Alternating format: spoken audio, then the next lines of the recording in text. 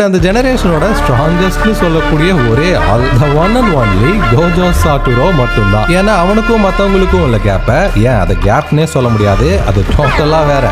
Joko எவ்வளவு பவர்ஃபுல்னு சுக்குனா கார்டன்ல பார்த்தோம் இல்லையா, பட் அதே ஜோகோ தான் சாட்டோரோவையும் ஃபைட் பண்ணா சேம் ரூத்லெஸ் வேல. இதுக்கே அங்க டொமைன் எக்ஸ்பென்ஷன்லாம் வேற நடந்தது. ஆனா இவ்வளவு பண்ணியும் ஜோகோ நம்ம கண்ணுக்கெல்லாம் மொட்டையா தெரிஞ்சதுக்கு காரணம் ஆப்போனன்ட் கோஜோ சாட்டோரோன்றதானோ தவிர வேற எதுவுமே இல்லை. அவன் போனதுக்கு அப்புறம் தான் ஜோகோ எவ்வளவு ஸ்ட்ராங்ன்றதே நமக்கு தெரிஞ்சது. சோ ஒருத்தனோட பிரசன்ஸே மற்ற எல்லாரையும் வீக்கா காட்டுற அளவுக்கு இருக்கு. 大丈夫でしょ。